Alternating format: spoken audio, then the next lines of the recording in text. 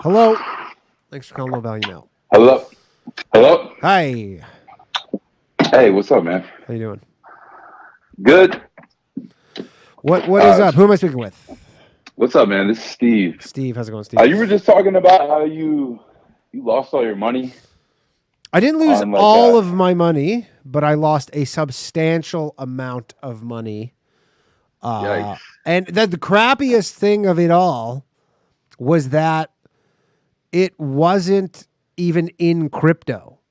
It was just in fiat US dollars on the exchange, on the second biggest cryptocurrency exchange on planet Earth, which led me to believe that it was safe. So I never took it out. Like I've taken some out. Like nobody, like, don't worry. Like basically I put in some money. I made a lot of money. I lost some of that money. I took out some money, and then everything else I lost. So I lost like couple hundred. It was a lot. I don't want to talk about it. It was a lot of money. It was a substantial sum of money. Well, it was probably house money, right? It was house money. Yes. Like I will say it was house money. That doesn't make it any less, no, that sucks. Like it was in my mind when I think about money that I have, it was definitely in the column of money that I had and that I could access at any time. And then it was just like gone. Drop of a dime. Just gone. Just like that, gone. Always know your counterparty, people. I mean, again, it's like, it's one of those things like, I don't even know. Like I look, because I've been thinking about it, obviously, non-fucking stop. Part of me was like, because I don't know, have you listened to the beginning of the show, but Martin Shkreli called in and he was saying a buddy of his lost over $100 million on this, on FTX. Damn. Yeah, had over $100 million on FTX. But like part of me was like, because, the last year has been pretty choppy and, I lost some money, kind of just fucking around on FTX. Part of me was like, man, if I had just been killing it the whole time, like I was, just had an obscene amount of money and then this happened, I probably would have taken it a lot worse, even though I would have been in the exact same position. Just hope you don't live in a room with a balcony. I probably would have taken it a lot fucking worse. Like if I had just been killing it the last year, I was like, I just been shorting everything and just making money hand over fist and then lost that. So part of me, I don't know if I'm just trying to cope here or looking on the bright side, but I was like, fuck. But yeah, dude, because it's work. It's work to do all that. Dude, I've been on like it being a scam for like a year now because it really all just comes down to people buying into it after you. But dude, it's the greater fool theory. There's no intrinsic value of crypto. No matter what anybody wants to say, there's a utility, but there's no intrinsic value to it. And it is at the end of the day greater fool theory, and it's insanely manipulated. I do think like it is interesting. Like Shkreli said, it's software at the end of the day. That's all it really is. It's just like lines of code. And I'm sure we're not like, no matter how many scams happen, we'll continue to be hearing about blockchain and like there is some interesting things that happening in it. But dude, I met you back like probably a couple of years ago in Baltimore. Oh, nice. Back when you and Ryan were up there. And dude, I love how you guys say Baltimore. What, Baltimore? There's a D in it. Yeah, there is. Yeah, I love that shit. At Magoobies. Just drinking water. Yeah. Water. Well, you were telling me to do what you actually did well with. Like shorting Dogecoin. Yeah, I was shorting Dogecoin at the time. Yeah, I think that's probably when I had just started doing it. Yeah, and I think you guys hit it really big. It did work out, but then like the gambler, the Kenny Rogers, you got to know when to walk away. And then I was kind of, don't get me wrong. In the grand scheme of all my crypto endeavors, I did just fine. All right, that's pretty good. I did just fine, but it still doesn't change the fact that I lost an enormous amount of money in this FTX. Yeah. I lost a bunch last year, and I just haven't touched it for a year. I just don't even look at it. It's too much work. Just hopefully, maybe in a few years, it's worth something. But when you guys hit, or I think you hit it, I was like, damn, I should have listened to him. But whatever you were telling me just seemed way too complicated for my time. Yeah. I was like, I don't know. Yeah, it was this kind of, I mean, honestly, like I look back on it, I'm like, partially, I probably got kind of lucky too. That like looking back on it, because the amount of scams and just like rug pulls that are constantly happening and like using leverage and stuff, I'm like, I probably did get kind of lucky. There is an element of luck. And then, but what happens is when you're getting lucky, you think you're fucking smart. Nobody, it's like a literal bias where you think you're getting lucky, but nobody thinks they're lucky. Or, I mean, maybe smart people think they're just getting lucky, but I'm an idiot. So then I was like, oh, I'm a fucking genius. And then you're like, yeah, I mean, maybe it was, it might have been a mixture of the two things, but. I mean, there's the people that actually are smart are because they know something no one else does. Totally. Probably. And honestly, a big, because I remember like telling, and I'm just really thankful that I didn't get, after this FTX thing, like I didn't get people to open up accounts on FTX. And like, I don't think I got one person to actually make an account on FTX, even though I was definitely telling people, I was like, man, you should do this. Like, this is great. And then nobody did. And then, who knows what kind of damage I could have done with that shit.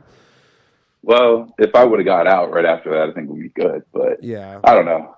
Creating like any type of new account just sounds too complicated. Oh, that's why no one left. Yeah, that's why no one even really left Robinhood after everyone got screwed on that. Yeah, that's a good point. But yeah, man. You have any scams? Any stories you've been scammed or no? I mean, I have a few probably. I don't get scammed much as an adult. I was probably taught to scam people when I was a kid more, so I don't fall for a lot of dumb stuff. That's good. No, I guess here's a funny one. So like I bought back when I was like 14, I would like save up my money and I don't know, I'm not gonna put myself out there too much, but like invest in different stuff. And I had some extra money. And this dude at the mall came up to me super quick with like these shopping bags. And he was like pulling out all this stuff. He's like, hey, I just like stole someone's credit card. He was like telling me and my friend, like he just stole someone's credit card. He bought all this stuff and he's trying to unload it super quick. And he was like going through the different things. Like he had like purses, bags, shirts, and like jewelry. And he started like looking at his watches and he had like really nice watches with like receipts and everything. And it was like a Breitling, which now I know is like insanely expensive. Yeah, those are expensive. Like, thousands of dollars. Yeah, but I just remember hearing like a rap song when I was a kid. I was like, oh, this is pretty tight. But and I bought that. I think I bought it for like a couple $100 or something, which would have been a crazy deal. And I took it to a jewelry store like while I was in the mall, and I was like, hey, like how much would I be able to get for this? Yeah. And he's like, this is worth a lot. And he's like, I was like, is it real? And he's like, yeah, I think it is. I was like, no fucking way. And then so I went to another. Okay. Yeah, so I went to another jewelry store because he couldn't buy it there. Right. So I went to another jewelry store and then immediately he's like, no, it's fake. I was like, God damn it. And then I walked outside with the watch and I was like wearing it like a dumbass because whatever, I just spent like $200 to a 14-year-old kid, which is a lot. Yeah. And the goddamn like face fell off and the brace fell off. Oh, really? Just like that quickly?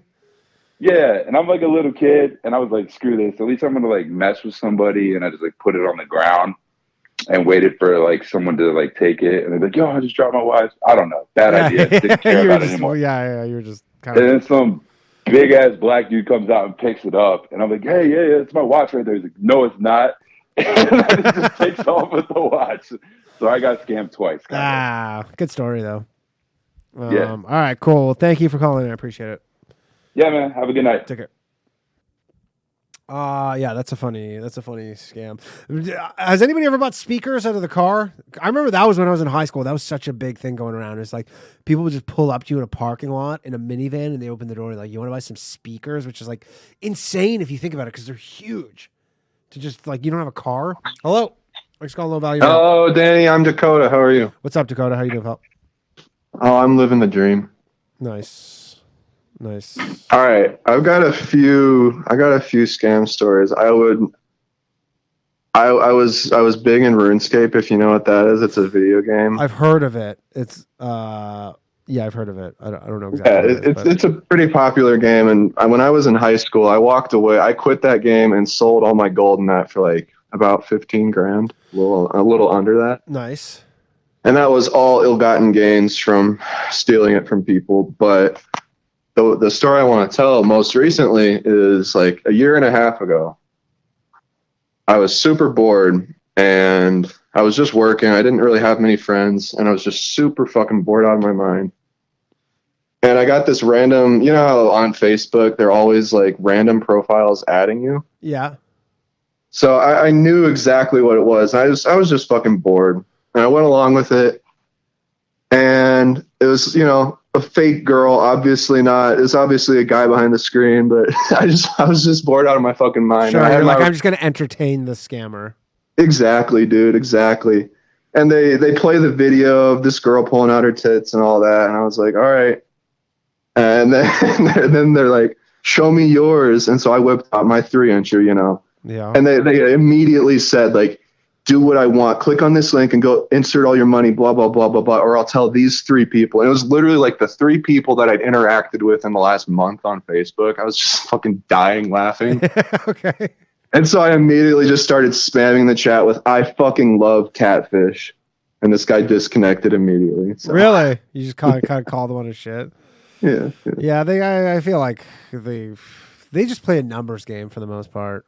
Yeah, for real. Yeah. That was it. That was the scam. Yeah.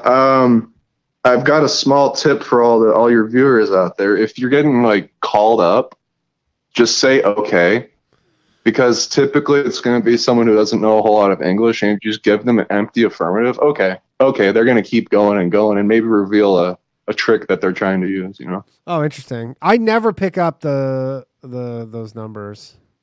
I don't pick typically them up. don't, but like I said, yeah, sometimes you get bored, right? Yeah. All right, cool. Thanks for calling in, buddy. Thank you. Good day. Dakota, everybody.